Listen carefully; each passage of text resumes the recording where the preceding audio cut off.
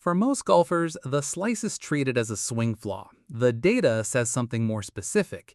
It is a predictable outcome of two measurable variables working against each other, and for decades, golf instruction diagnosed the wrong one. The club face angle at impact and the club's path are two different things. Face angle is the direction the club face points at the moment it strikes the ball. Path is the direction the club head is moving through that same moment. Before radar-based launch monitors existed, the standard teaching held that swing path determined where the ball started, and the club face simply added curve on top of that. Generations of golfers were coached to fix a slice by changing their swing path first. Doppler radar systems such as TrackMan, introduced commercially in the mid-2000s, allowed instructors to measure both variables on the same shot for the first time. The result overturned the old model. According to TrackMan's data, club face angle at impact accounts for roughly 75 to 85% of a ball's starting direction, and for the driver specifically, that figure runs even higher. Club path still matters, but its main job is determining curvature, not launch direction. A slice happens when the face is open relative to the path at impact. Most amateur slicers actually have a swing path moving well from outside to in, paired with a club face that stays close to square relative to the target, which means the face ends up wide open relative to that path, and the ball peels hard to the right for a right-handed golfer. Quick question. When you slice, does the ball start left of target or does it start on line and only curve right later? The first tells you your face angle was closed to your target but open to your path.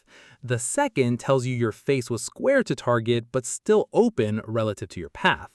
But which one's yours in the comments? The physics behind this was worked out well before radar tracking existed.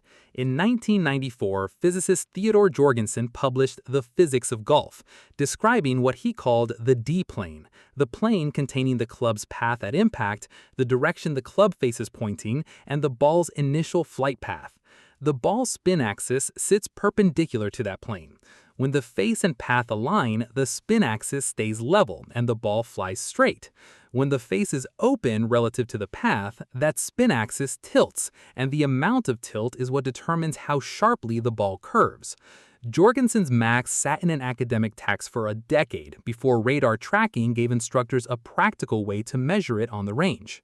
A second mechanism compounds the problem on off-center strikes. It's called gear effect. A driver club head not struck at its center will twist at impact. A heel strike closes the face and adds slice spin. A toe strike opens it and adds hook spin.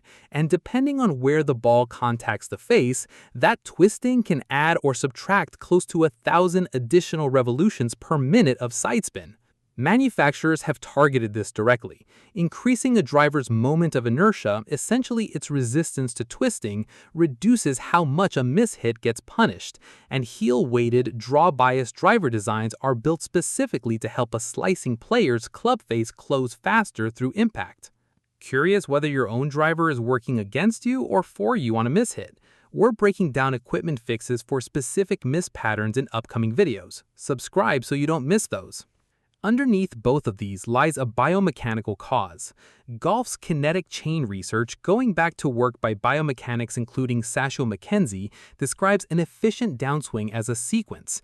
The pelvis leads, the torso follows, then the arms, then the club, each segment reaching peak speed later than the one before it. Most amateurs reverse that order. The shoulders and arms fire first, throwing the club outside its intended plane on the way down, the move instructors call coming over the top. That outside path, combined with a face that stays open relative to it, is the single most common physical cause of a slice among recreational players. There's a useful irony in golf history here. Ben Hogan wrote his best-selling instructional book, 5 Lessons, in 1957 to describe how he corrected a hook. One golf writer has since observed that because the mechanics in the book were built to cure a hook, golfers with the opposite tendency who copy it literally often end up slicing instead.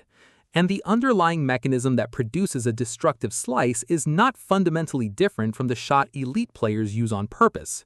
Lee Trevino built a Hall of Fame career on a controlled fade, describing his own approach as aim left, swing right, walk straight. By Trevino's own account, Jack Nicklaus played the same way, a high, repeatable fade rather than a draw many assumed. Same face-open to path relationship, just tightly controlled in degree rather than left to chance. The current consensus in instruction and equipment design treats face angle as the dominant factor in starting direction, and the face-to-path relationship as the source of curve, a shift confirmed by launch monitor data replacing decades of path-first teaching. What remains an open question in biomechanics research is exactly how sequencing errors in the downswing causally produce that face-open, outside-to-in pattern in the first place. Recent studies suggest trunk sequencing alone doesn't fully explain it once overall energy transfer through the swing is accounted for. If you watch this far, subscribe. That's exactly the kind of viewer we're building this channel for.